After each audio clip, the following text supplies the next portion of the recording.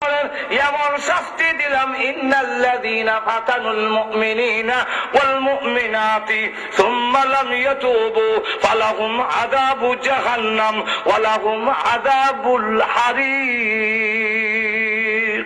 মুসলমান নরনারীকে যারা নির্যাতন করেছে, আবার তওবাও করে নাই, অপরাধ ভুল স্বীকার করে নাই, আল্লাহ রাব্বুল আলামিন বলেন তাদের জন্য রয়েছে ফালাহুম আযাবু জাহান্নাম, জাহান্নামের আগুন তো আছেই, ওয়া লাহুম আযাবুল হারিক।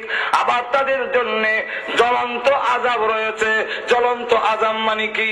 একটা আযাব হইল যারা দুনিয়াতে বেঁচে আছে এদের ভিতরে আল্লাহ এমন যন্ত্রণা সৃষ্টি করে দিলেন, আর বইতে শান্তি পায় না, ঘুমাইতে শান্তি পায় না, খাইতে শান্তি পায় না, দুজকের আগুন কলজার ভিতরে লাগাইয়া দিছে। আরেকটা হইল জাহান্নামের জ্বলন্ত আযাবই শুধু ভোগ করবে, জাহান্নামের গরম আগুনের শাস্তি ভোগ করবে। দুনিয়াতেও তাদের গায়ে আগুন লাগাইয়া দেওয়া হইল, কিন্তু মুমিনরা আগুনে করবার সময় কষ্ট তার পায় নাই, যেহেতু রূহ জান্নাতে চলে যায়। আর এর রূহ তো এইখানে আগুন থেকে এর ঘরের আগুন আরো বড়। ঘুমাই গেছেন নাকি? এর ঘরের আগুন আরো বড়। এখন লক্ষ্য করে দেখুন, এইভাবে তারা ধ্বংস হয়েছে।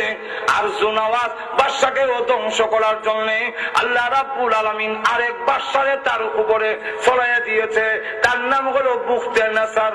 বুখতে নাসরে দিয়ে হেরে যখন দেশ দখল করিলায়, সে তখন আর জান বাঁচাইতে না হইরা দৌড়ে গিয়ে পলায়ন করতে গিয়া সমুদ্রের মধ্যে ঝাঁপ দিয়েছে।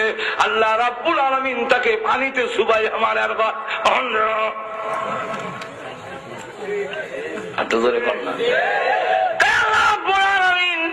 মুসলমানদেরকে সান্ত্বনা দেওয়ার জন্য এই ঘটনা তুলে ধরে বলেন, 4টা জিনিসের কসম খাইয়া ওয়াসসামাই যাতিল বুরুজ,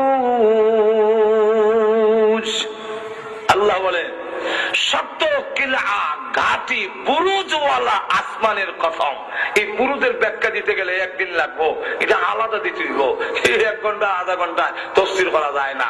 আল্লাহ বলেন বুরুজওয়ালা আসমানের কসম। 2 নম্বর হলো আল্লাহ বলেন ওয়াসসামাই যাতিল বুরুজ ওয়াল ইয়াউমিল মাউউদ। প্রতিশ্রুত দিনের কসম করে বলি, কিয়ামতের দিনের কসম।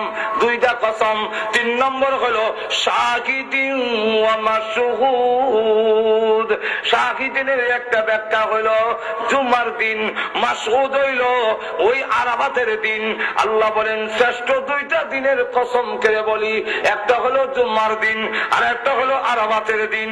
আর একটা ব্যাখ্যা হলো শাহিদিন দিয়া উম্মতে মুহাম্মদী, মাশহুদ দিয়া হলো আগের উম্মত। কেউ বলেন শাহিদ দিয়া হলো আল্লাহ রাব্বুল আলামিন বুঝাইছেন কিরামান কাতিবিন।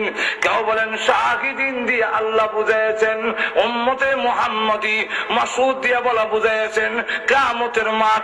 অনেক ব্যাখ্যা আছে। তাহলে আল্লাহ রাব্বুল আলামিন বলেন এই 4টা জিনিসের কসম করে বলি, কুতিলা আসহাবুল উখদুদ, হরিকা খননকারী ধ্বংস হয়েছে। আন্নারি যাতিল ওয়াকুদ, যারা প্রচুর পরিমাণে ইন্ধন লাকড়ি গর্তের ভিতরে দিয়ে আগুন ধরেছিল, আগুন জ্বলেছিল, তারা ধ্বংস হয়েছে। হ্যাঁ, ইযহুম আলাইহা কুউদ, তারা বসছিল আসনের মধ্যে। কেন?